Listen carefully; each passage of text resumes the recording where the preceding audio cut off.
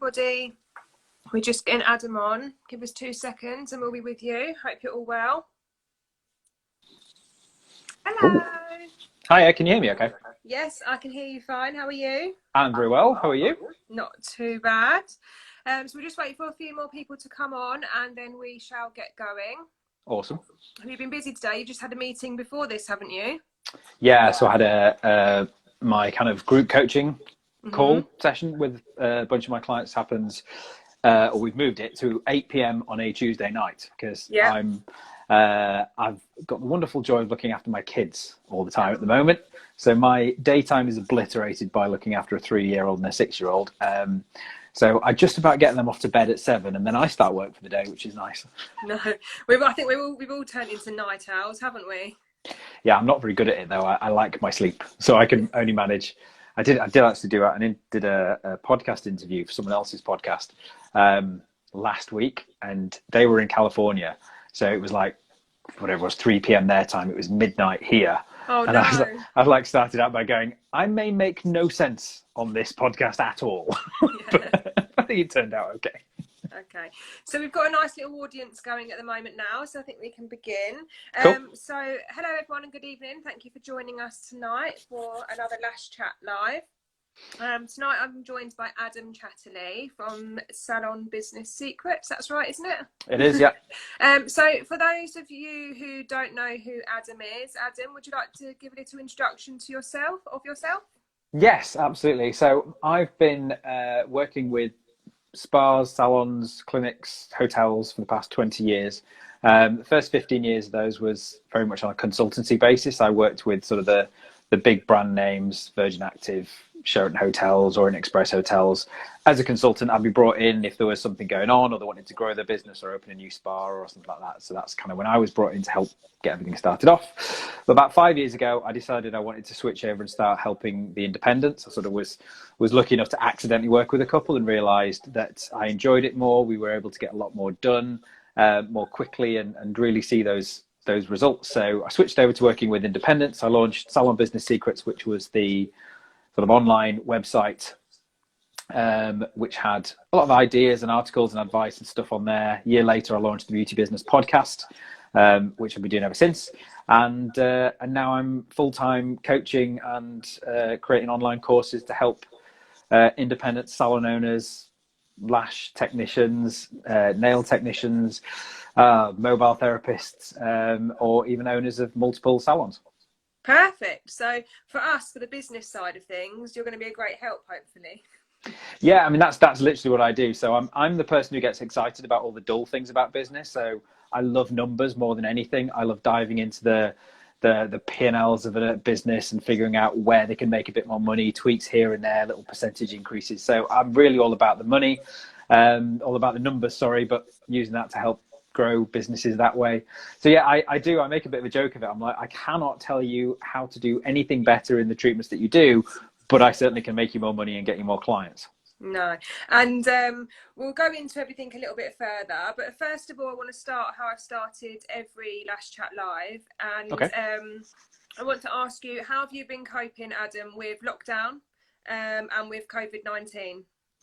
So on the one hand, it's not been a massive transition in one way for me because a couple of years ago, I mean, I still actually have a proper office in the centre of Leeds. I don't go there very often, and I had a proper office built in my house, and I work from there probably 80-90% of the time. So suddenly working from home wasn't really an issue for me in that way. I've got all of my kit here, so I'm able to do live videos and podcasts and all that kind of thing. However, the slight change is that I now have the kids at home with me all the time. My wife is amazing. She works for the NHS. She's responsible for, she's not a medical person, but she's in charge of making sure the resources are where they need to be. And, you know, she runs a lot of GP practices and things like that. So when this all started, we had a sit down and we went, right, you need to be where you need to be. You don't need to worry about the kids at all. So we basically said, you've got to be at work. You've got to be there for that. I'll take over the kids. So I've got my 3-year-old and my 6-year-old from 6 a.m. in the morning till when I can get them down at night. And then, like I was just saying to you, so then it's a case of I start work. So we're very, very lucky. We've got a nice house. We've got a big garden. We're enjoying this weather. So through the day, first couple of weeks, I was trying to sort of do bits of work through the day. And then I just realized that's just, no one's winning there. It's like the work I do is terrible. I forget half of it. I don't know where I got to. Then the kids get angry because I'm trying to do something and ignoring them. So I just decided, right, I'll just do 3 hours of work a night, as much as I can, a bit of work on a weekend when my wife's home. And that's all I'm going to be able to do. So there's going to be a lot that kind of falls by the wayside, but that's the situation we're in. But just about managing to balance it, shifting some of the calls and things to the end of the day. But it's where we're at.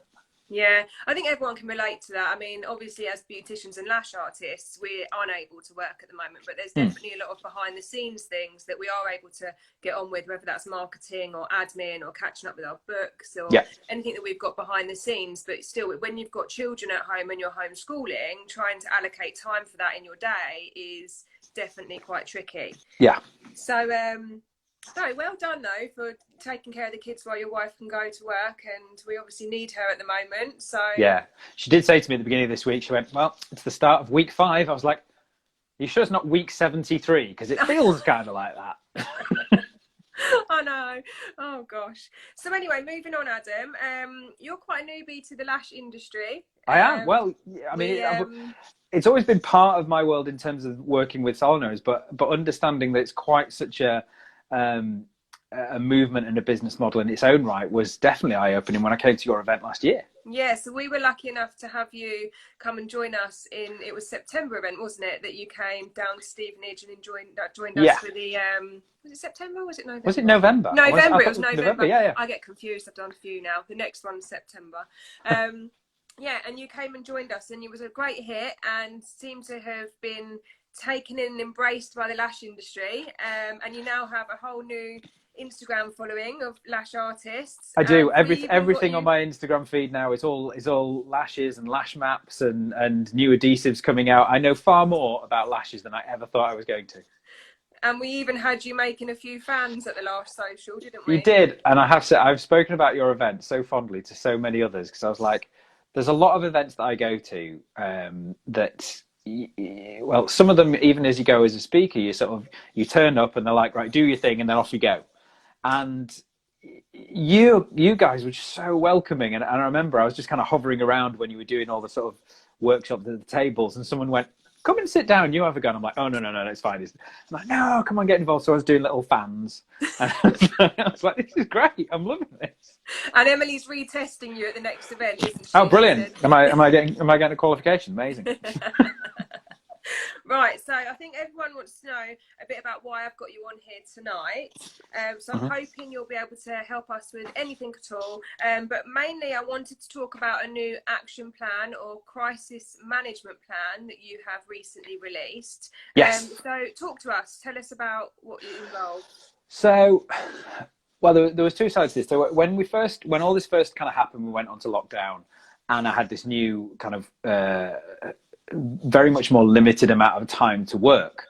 It's a struggle in terms of, I'm obviously a business coach, and I'm all about helping business owners get through difficult times. And it was suddenly this period where I desperately wanted to help more people, but suddenly had this very limited amount of time on a daily basis. So I kind of thought, well, how can I best use my time to help as many people as possible? And I thought back when I used to work with corporates, and if I was brought into a corporate because things were really failing, like, they were about to go into administration sort of thing, and everyone was panicking and everyone was worried for their jobs and staff and everything like that.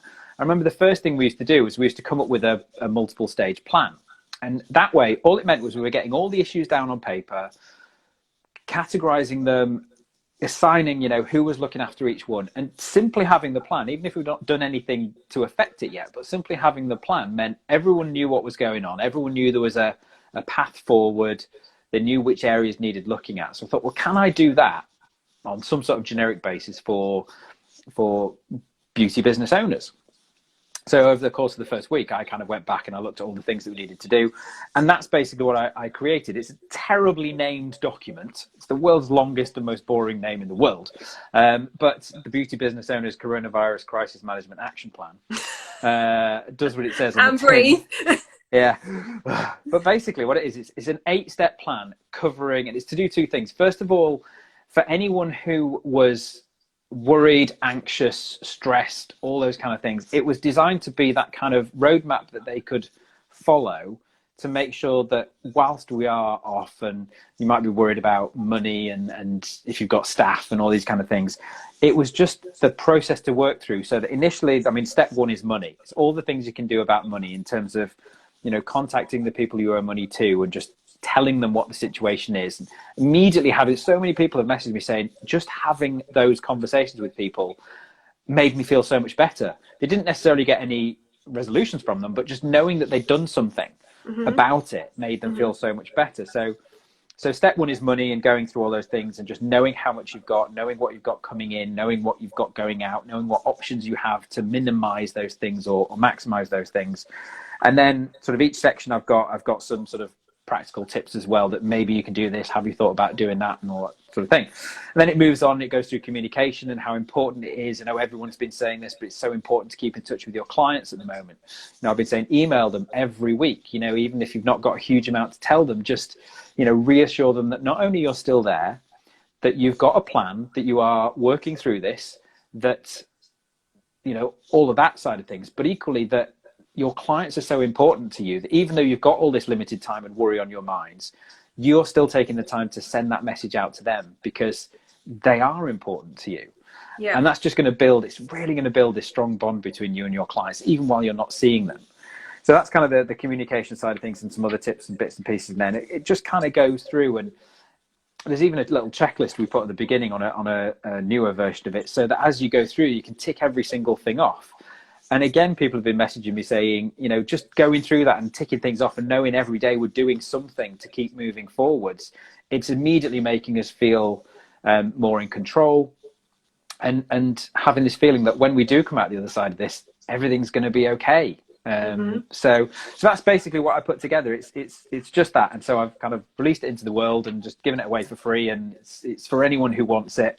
So yeah. And so if people want to get hold of this management plan, how can they get hold of it? Go to beautybusinesspodcast.com/crisis. And there's just a page there, big button on there. Just click the button and you'll be able to download it. Okay, perfect. And did you say there was a 2-step?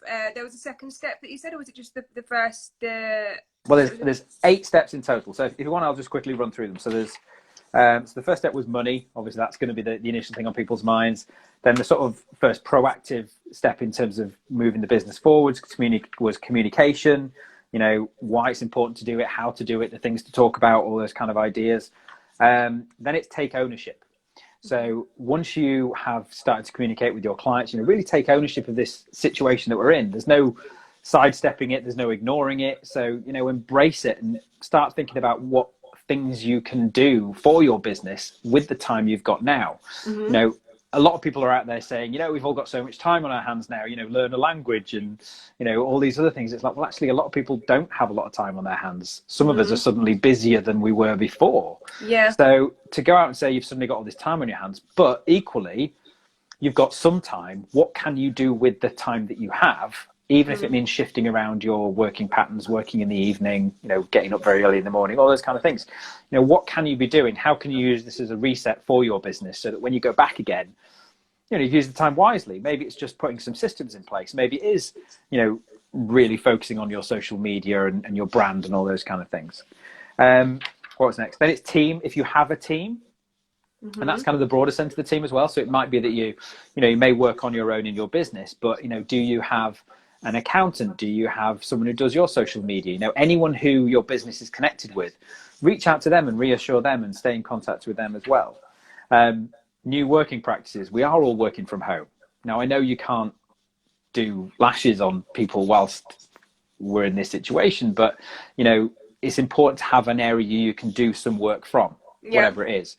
And suddenly people are like working from kitchen tables and little closets under the stairs and all sorts of things. And it's so important to actually have a space that you can step into, so you're in work mode, and step away from, so that you're okay, I'm out of work mode now. So you're not constantly thinking about it all the time and like I was trying to do, half-assing it for for the first week, a bit of work, a bit of childcare, a bit of work, a bit of childcare. Then there's kind of brand and marketing side of things as well, with some ideas on there. Then there's how to actually plan to go back again. And this is sort of the stage that because I first released this a few weeks ago, but this is the stage a lot of people are at now. We're starting to see signs that, whilst we don't have a date we can go back yet, but we're starting to see signs that it's kind of coming. It's sort of on the horizon.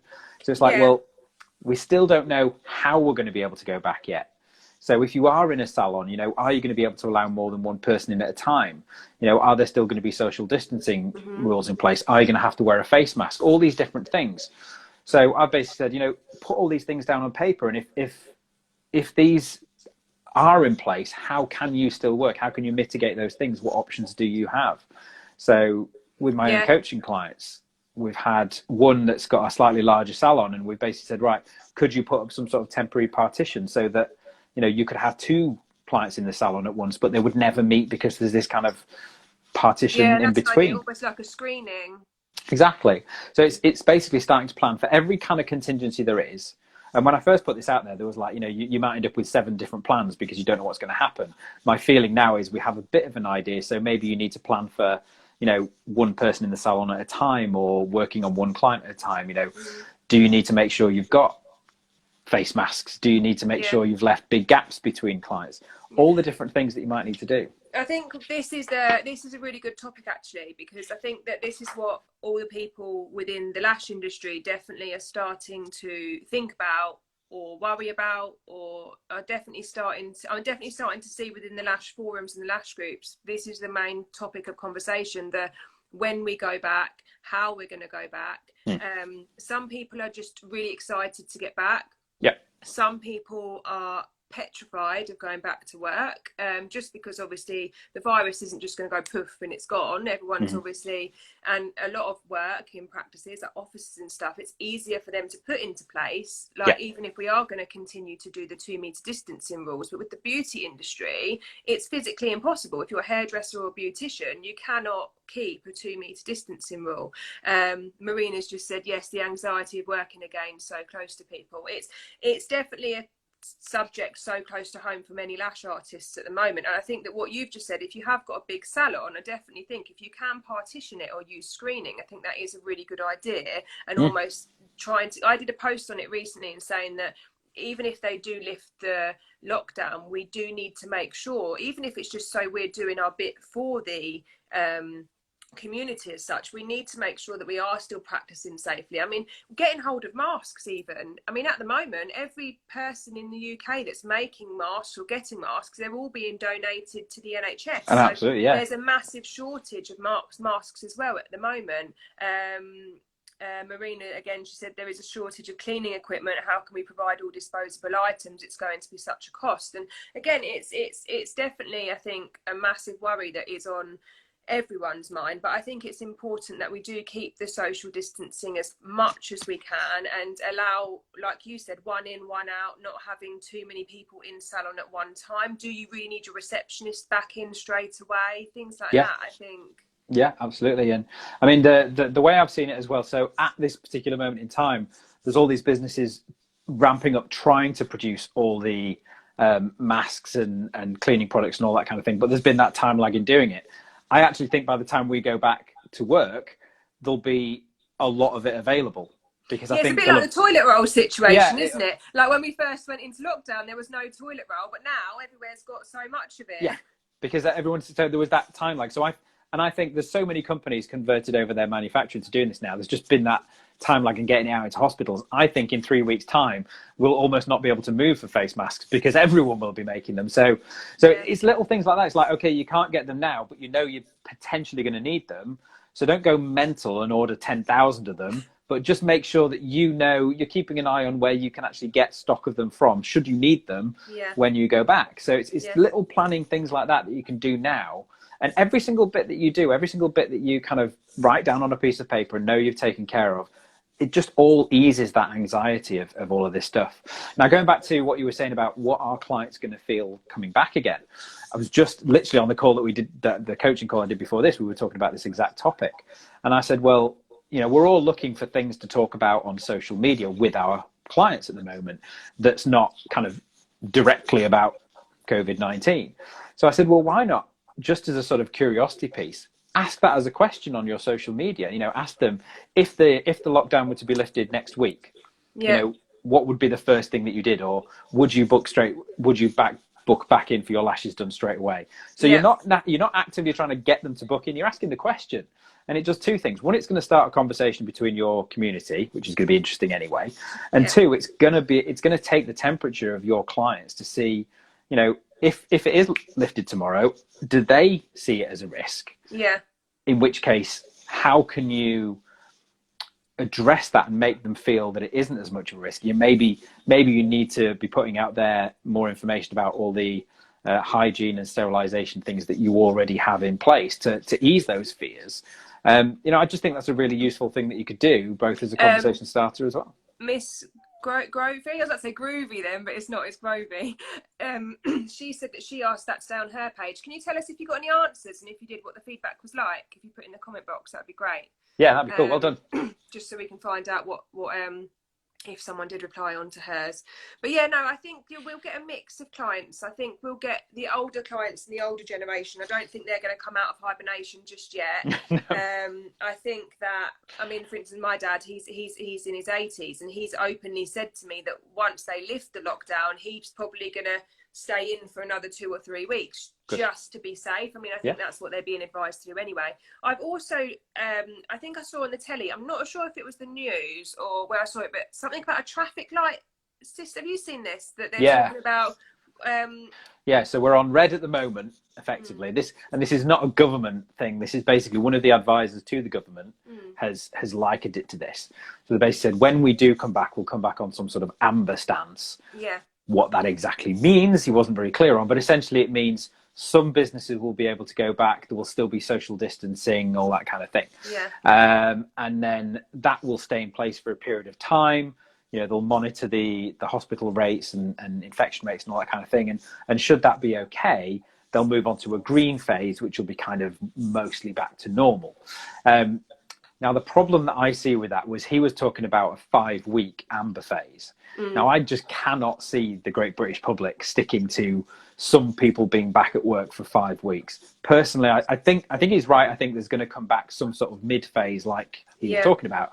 But I can't see it lasting more than 2 weeks because... Well, I think they had in Spain, was it in Spain where they lifted it slightly, and there was so much confusion? I think exactly. There was so much confusion with the general public as to whether they could get back to work, they couldn't, and some people were getting on the bus and going to work, and the police were having to individually stop people and say, right, where are you going and what do you do? But I think that was more the government side of things, that they didn't necessarily make it clear enough. Absolutely. Just anecdotally, so where I live on a overlooking a very busy road going into the centre of Leeds, and for the past 2 weeks it's been really unusual to see like one car go past and then a massive gap, and then a minute later another car go past. That's just so unusual. Yet yesterday when I got up and I looked out, there was loads of cars again. I was like, that's interesting. People are already starting to do it. Because I had to go on the motorway today, and I haven't actually been. I think my car's a diesel, and I think it's on the end of its legs, to be fair. And where it's not been being used, when I have started it, it's like not being my friend. Yeah. So I needed to take it. I had to do it a couple of weeks ago and take it for a run down the motorway. And when I did that, it was completely empty. It was like almost like tumbleweed. Yeah. But I had to do it again today, and there was actually a bit of traffic. Like I couldn't just sort of drive, and there was a lot, albeit there were a lot of vans and like food delivery lorries and things. Yeah. But I did notice today that it seemed a little busier, but it shouldn't have been in theory, because they haven't lifted lockdown. Nope. But I think people are starting to get those kind of itchy feet and starting to go out a bit more. So I've seen more motorbikes out as well. That's one thing. This nice weather, I think they're all getting a bit out their bikes, aren't they? My neighbour's like that, and every time I hear him start up, I'm like, a bit jealous. But yeah, so I don't think we can actually sustain a mid period for much longer than a couple of weeks. I think people just get frustrated, and they'll be like, well, so and so is back at work, I want to be back at work. Yeah. So I think there will be. Do you think beauticians will be like the first tier to go back? I think It's personal care. It's not an essential. I was thinking it would be more warehouses. It will be. It will be office workers. It will be people that can go back and still easily social distance. There's no two ways about it. But equally, I mean, look at the confusion that happened initially with who could close and who couldn't close.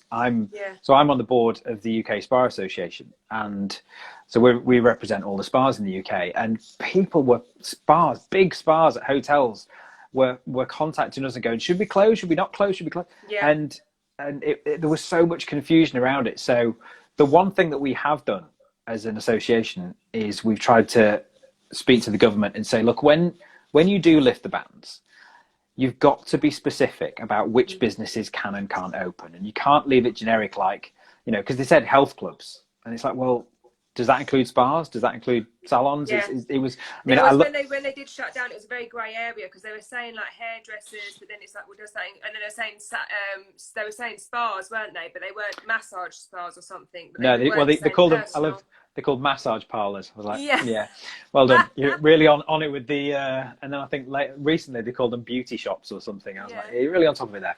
So no, that's what we've tried to do is like, look, obviously they can't cover every single business type at a briefing like they've been doing, but I was like, look, you've got to have, even if you publish it on a website, every type of business that can and can't open, so it's clear for people and there's no ambiguity. Personally, I think yes, the first people to go back will be the ones who can easily social distance. So like you say, most factories are still functioning to some degree anyway, but like office workers, small shops, things like that, so they can get back on top of things. I think, Miss Grovey's just said again that I really think we'll be second to third tier. I sort of agree. I mean, I don't know how many tiers, but I can't see it being too complicated. And this is going to be the management for the government of how they bring it back again. I don't think they're going to have too many, because everything just breeds confusion if they do that. But I think we'll come back on I think there'll be some restrictions. I think we'll come back and we'll say, okay, you can open if you work in the beauty world, but you can only work on one client at a time. You've got to make sure there's a 20-minute gap between each client or whatever, full clean down, everything like that, wear a mask. So I'm hoping that they'll just be really clear as to what you can and can't do, so that everyone's in theory, though, I can't, I'd love for it to be that easy, but I can't see them doing that for every single business, because in theory, if they said that with beauticians and things, they'd have to do it with everything, wouldn't they? Yeah, they would, and I think they will. I think they either do that or they just say everyone go back to work and see what happens, because otherwise they're going to face confusion on every single way of doing it, unless they're very specific about who can go back, and they literally say these are the only businesses that can go back now, and they just every week announce a new set of businesses. And if there are any special circumstances that go along with it, they're just going to have to be really clear. But these are the things we need to start planning for. Basically, we know it's not going to be like flick a switch and everything will be back to normal again. That's definitely not going to happen. So, what are the most likely things?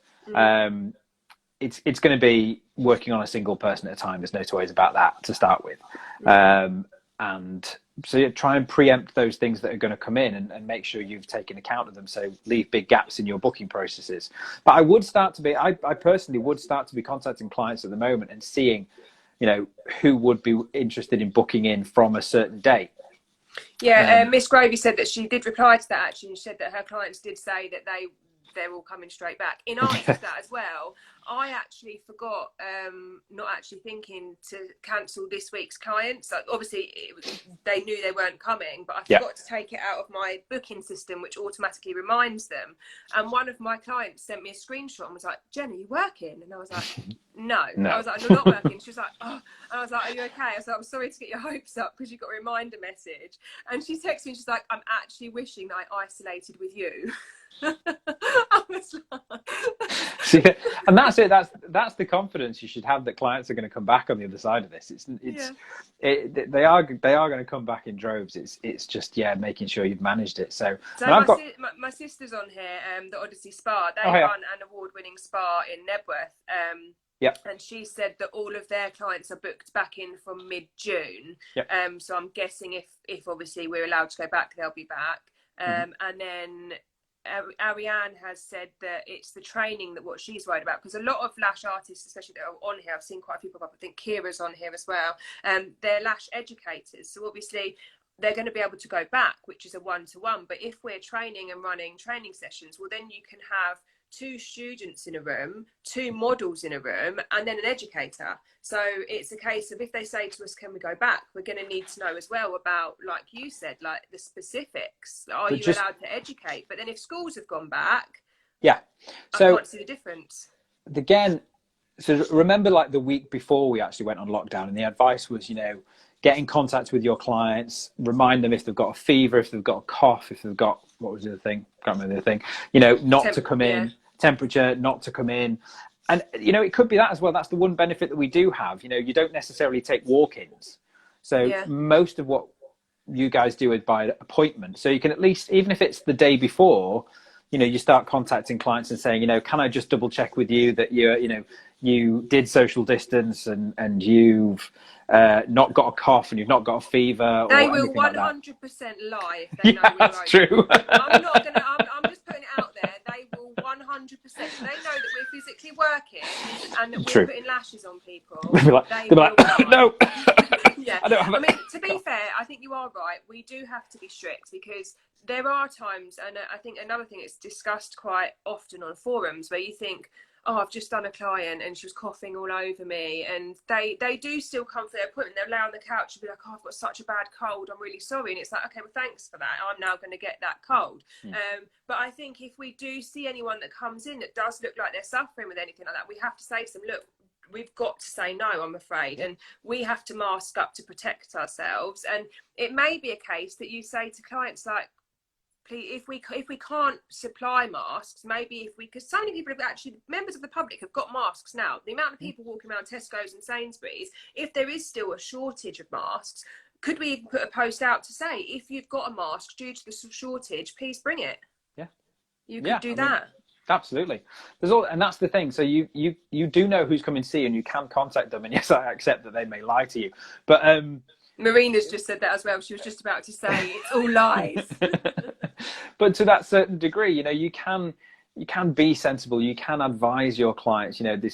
We've done this lockdown now. If you have symptoms, please tell me and please don't come. I will get you booked in as soon as I can, but you've got to take care of yourself. So I think, especially if you're someone that was working from home as well, I think you're allowing someone into your house. I mean, allowing someone into your salon is one thing, but in your home where your children play, I think it's really important that we are strict, and we do send out that reminder as well. Absolutely. I mean, we've got this funny situation going on where, so my daughter turned 6 on the 20th of March when everything closed down. So I was joking with her yesterday. I was like, she's not even been outside of our driveway since she's been 6. And yet, so we've actually been really, really strict. I've not been out of the house. My kids haven't been out of the house. Yet my wife's going out of the house every day to healthcare hotbeds. It's ridiculous that we're staying in and not seeing anyone, but yet every day my wife is going out and coming back, and half of the people she's in contact with have all had or whatever COVID. So it's an interesting one. So I think we're going to either be hit with one thing. We're either going to be hit with, we go back to work and we're going to be inundated. I think either way, to some extent, we're going to be really busy when we go back. I think also we're going to have that drop of clients where they are still a bit cautious, a bit, well, rightly so, concerned about going back for things like that. Part of me thinks that I think some people, maybe more middle-aged to the older generation, will be thinking, I'm going to stand off from my treatments for a little while until I know everything's okay. Whereas I think it'll be the younger generation that'll be full steam ahead. I'm coming out and getting my lashes and getting my nails. If we are seeing that we're not immediately fully booked when we go back, what do you think about this furlough? Do they have to have all their staff back at once, do you think? How does that work? No, you don't have to have all your staff back at once. So you can really bring some back and keep some on furlough. Yeah, I mean, so that's a really good thing. You're going to have to communicate with your staff and decide who you bring back and who you don't. And obviously, if you can, give them the option. A lot of it's commission based as well. A lot of it's commission based, and again, everyone's situation is different. Some people, because if schools haven't gone back yet or something like that, some people may be like, well, I actually can't come back because I'm caring out of someone, or I'm not well, or all sorts of things. So you could almost put out to your teams and say, well, look, this is happening. We're potentially looking at keeping some people on furlough. does anyone want to raise their hand or anything like that? Yeah. And get people working together like that. But yeah, you can bring some back and not everyone, as long as there's a reason for doing it. So you can't just kind of think, oh, well, I don't really want to bring them back, I'll just keep them over there. But, if you can prove, for example, if the government does say, beauty salons, well, you can operate but only one client at a time. If you would normally have 3-4 clients in a salon at a time and you can only have one, then you can legitimately say, well, I can only bring back a quarter of my member of staff. Yeah, exactly. Yeah. So now they've extended the furlough now to the end of June, I think it is, which is, take whatever indication you want from that. I don't know. But yeah, that is a possibility of something you can do. Something else just came into my head then. It's disappeared. That's a shame. Might come back again. That's okay. So you were saying about so we were going through your crisis management plan. Yes. And we got to the preparations of going back. Yeah. To summarise that section, we've spoke about keeping in touch with our clients. When we do come to going back, with your reminder messages, just say to your clients and pop at the bottom of your reminder message to say to them, look, if you have been unwell, please refrain from coming. If you have been isolating, then and try and get a message out there politely as possible, just saying, look, please only come if you are healthy and fit and able to do so. If we have still got a shortage of masks and things like that, asking your clients to bring their own is a possibility as well. We've got a few comments coming back. The spa, bring the stronger staff back, or the bigger earners. Love and lashes.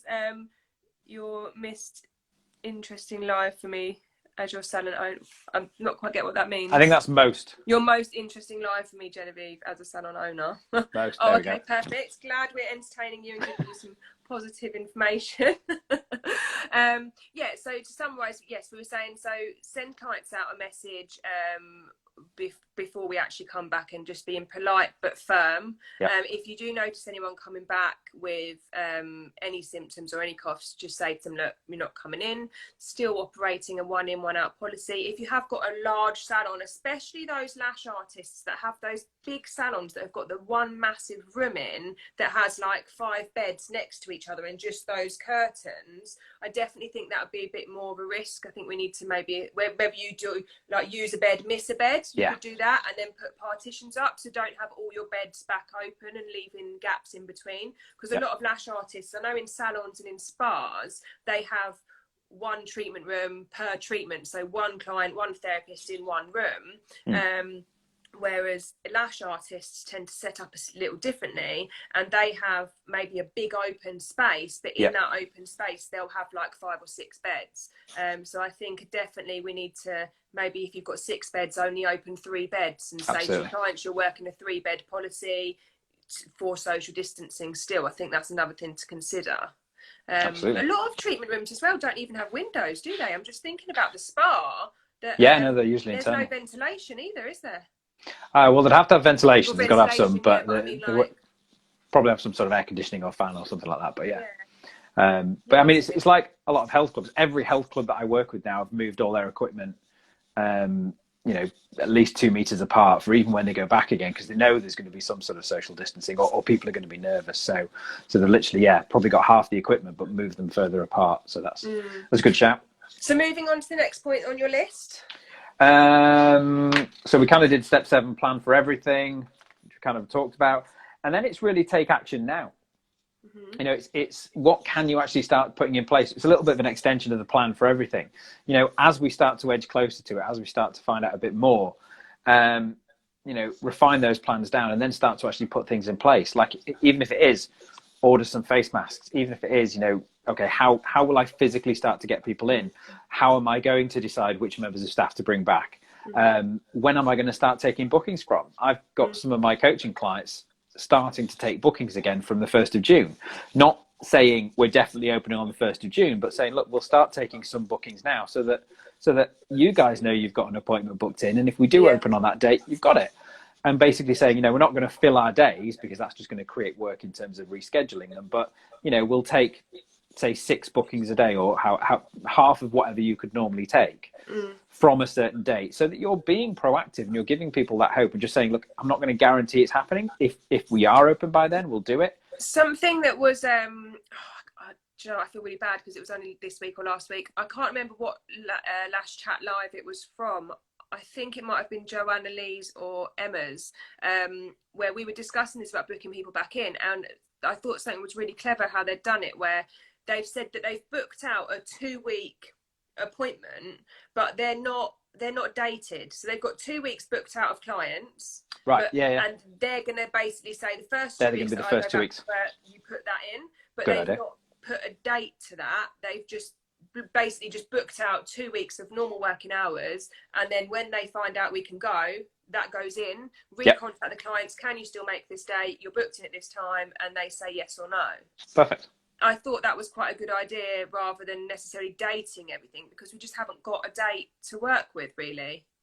No, I do accept that, but I'm still fairly confident that 1st of June we could be seeing some activity happening.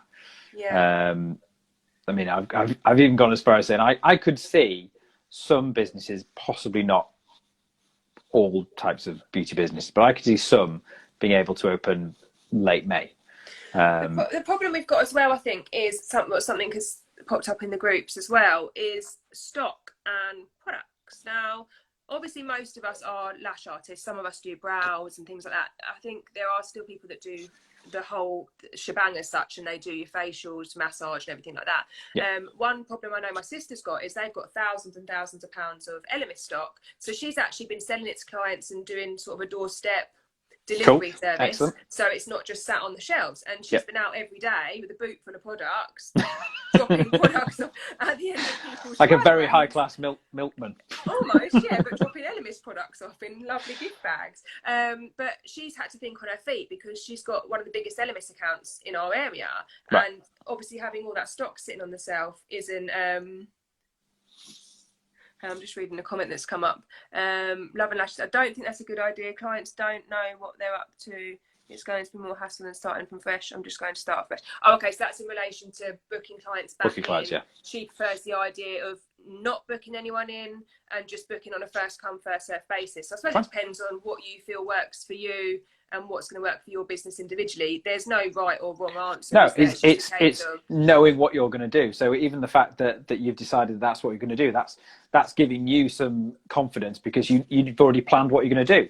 Others might have a different plan, but just knowing that's how you're going to. So first come, first served. So that's how you're going to work it, which is absolutely great. But knowing that surely is giving you that confidence to go, right, I've ticked that box. I know how I'm going to approach it. So what else can I do now?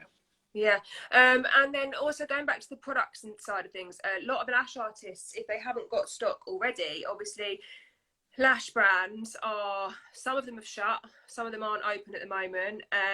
There's loads of comments coming through. I'll come back to them in a second.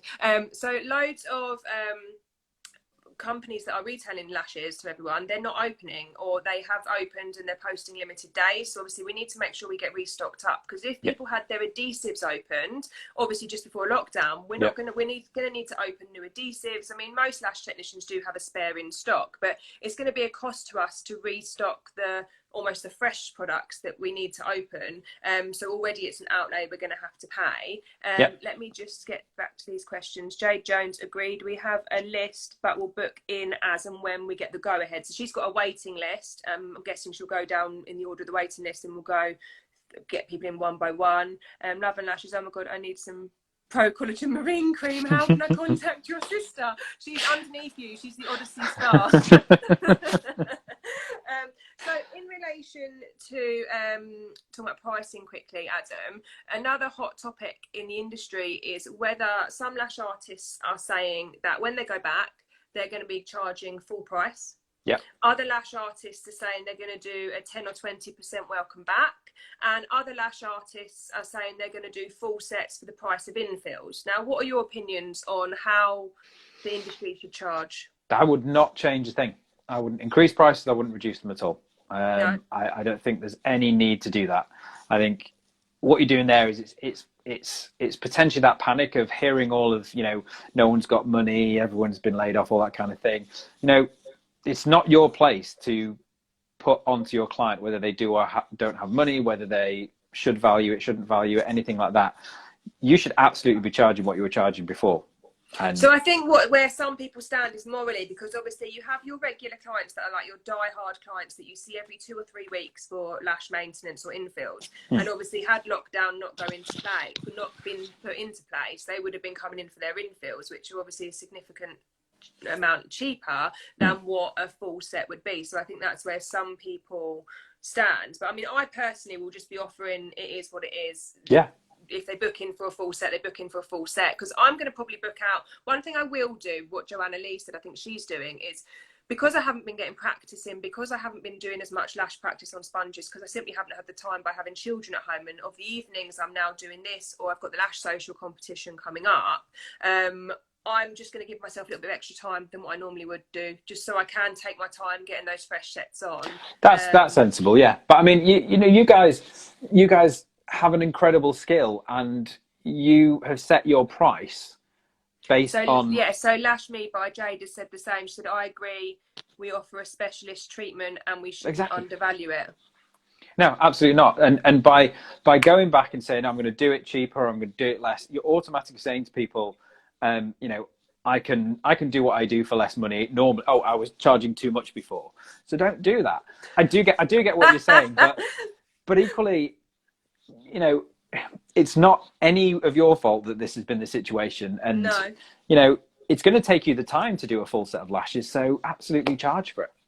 Okay, and then Miss Scrovey again, no, full price all the way, clients will be desperate, plus we are all going to be doing full sets for the next 3 weeks. This is the problem. I'm now worried about getting people booked in for infills and things, because this is another thing that some people are saying again about working hours. So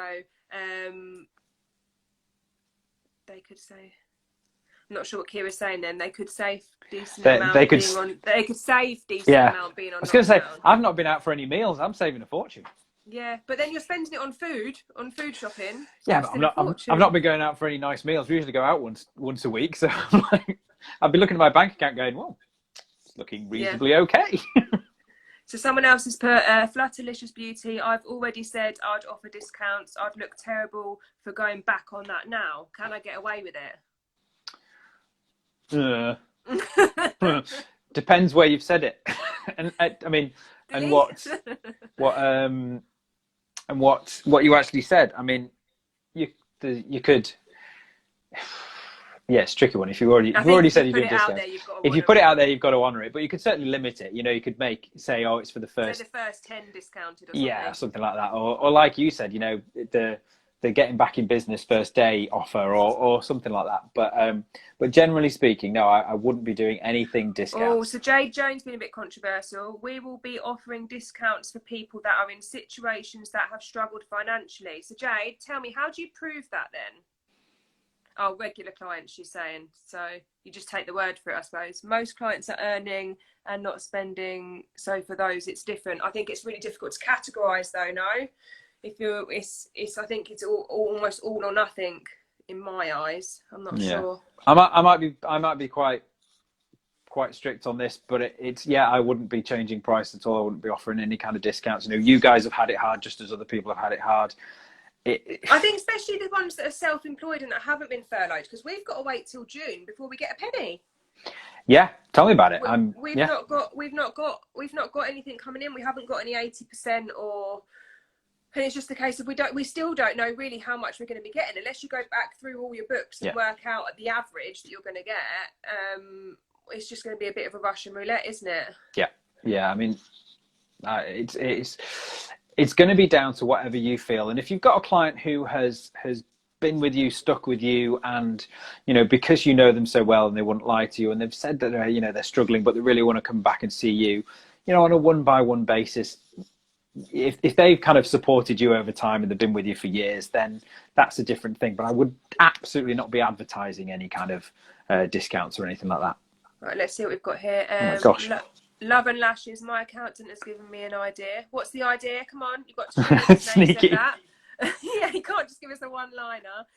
Jade Jones, I do agree with what you were saying, definitely. Lash Me by Jade, I think we are in such a difficult position. We have close relationships with many clients. However, we are a business and we are here to make money. We are likely to have a decrease in clients and we have to restock. So yeah, no.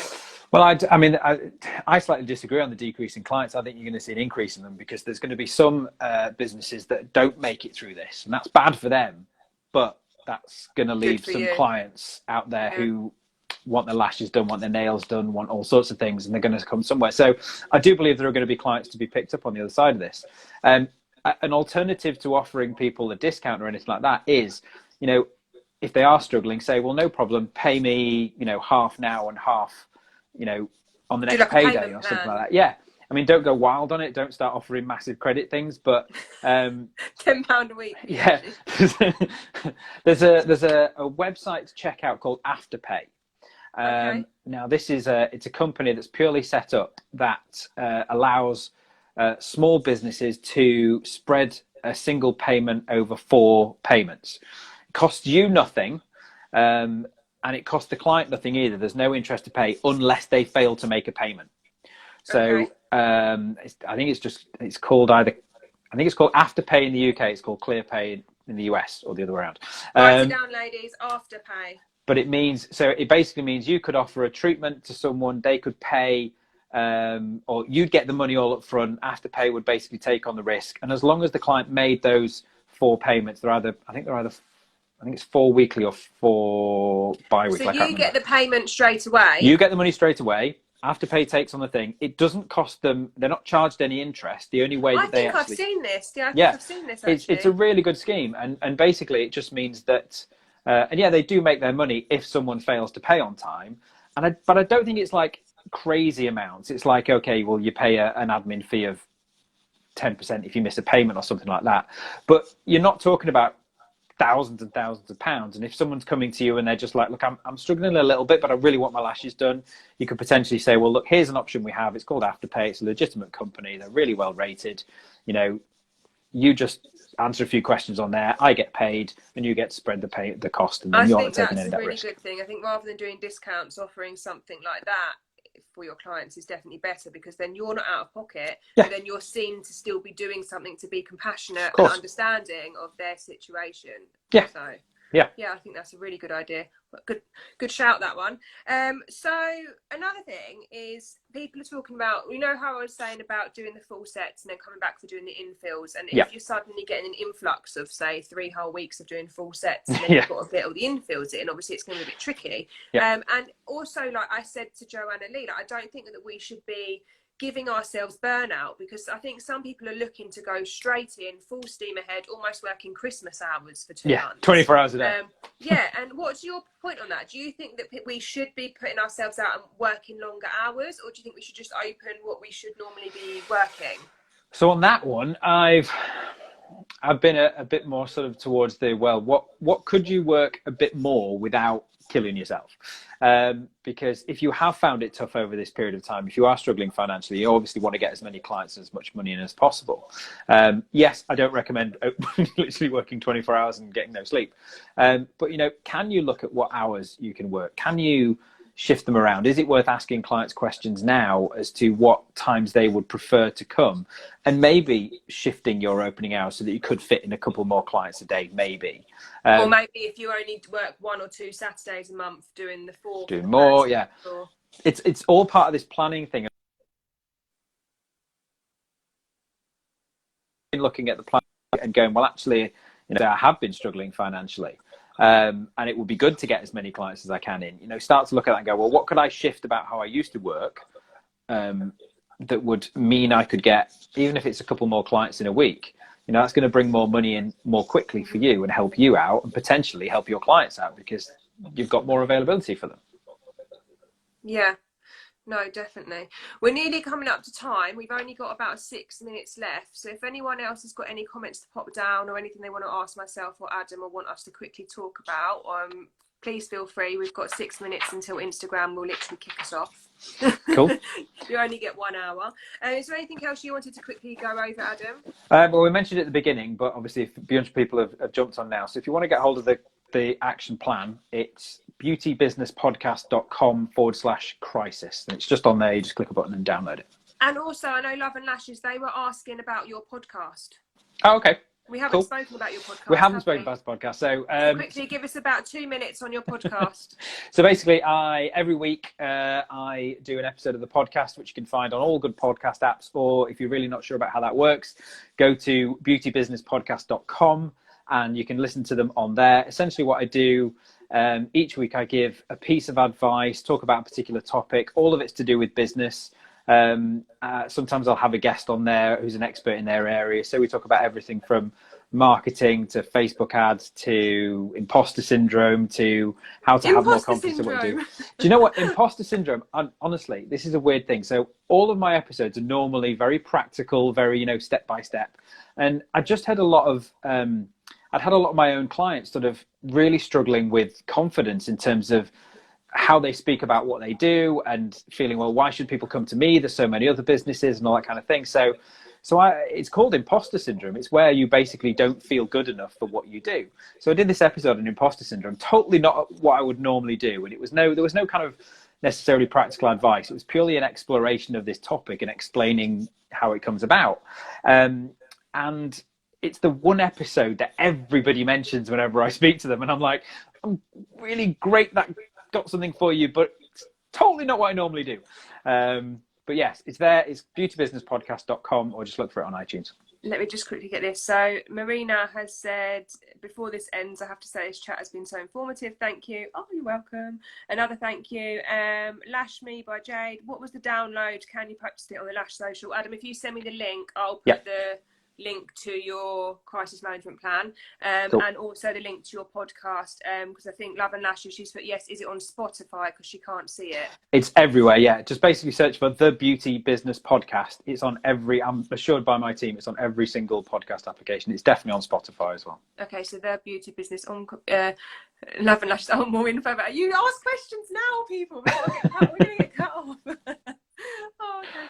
Right, so if anyone wants to come and meet Adam, if we go ahead and if the conference isn't cancelled, Adam is joining us again in September, and he's running 2 workshops. I am, yeah. You're getting your money's worth this time. Can you remember the topics of the workshops? I cannot remember.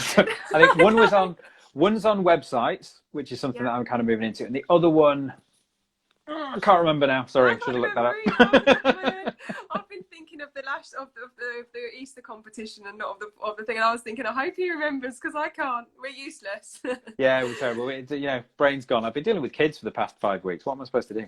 No, I've actually really enjoyed talking to you tonight, Adam. Not that I'm surprised, but I think it's really helped. Thanks very much, Genevieve. It's not. I've now got my warning up. I'm counting down. It's so scary when that comes on. It's like 1 minute 54 remaining until it just literally will cut us off. So, but no, it's been really informative. I think it's helped a lot of people. The interview will be up or the live Instagram will be up for another 24 hours before it's deleted. So if you think it has been helpful, then please share it and tell people about it. They can come and watch it. And as always, if you've got any questions, I'm sure Adam will be able to help you if you send him a message. Absolutely. Please give him a like and a follow on Instagram as well. We need to get him flooded with more lash artists. Not that he's got enough already. We're stealing him into the lash industry. You don't need to be in the spa industry anymore. Come over to the lash industry. Absolutely. We're going to be at coming up in a few other lash events, aren't you? I am. I seem to be in demand. Yeah, you'll probably know the names more than me. Lash Masters something or other. Evolution, I think. And there was another one as well that's run by... Wasn't you doing World Lash University? But they've postponed That's it. Yes, they postponed it, but I'm going to do that one as well. Yes. Yeah. So yeah, I seem to be being embraced by the lash world, which is very nice. So yes, anyway, if you want to meet Adam, then come along to the next Lash Social if it's not postponed. But I'm hoping, as I've said in every live, we're going to be governed by what the government is saying. So if we're allowed to go ahead, we'll be there, and if not, we'll obviously postpone to another date. But Adam, thank you so much. Thank you to all our viewers. Thank you. Really enjoyed it. We will catch up with you tomorrow night. Who am I talking to tomorrow night? Quickly, I've got 20 seconds left. Tomorrow night, Wednesday 22nd, I have Frankie Widows on, so that'll be a really good live. So Adam, thank you. I'll let you get back to your evening and send me the links and I'll post them up. I will send them to you right now. Night everybody, see you tomorrow. Bye, thanks everyone. Bye-bye. Bye.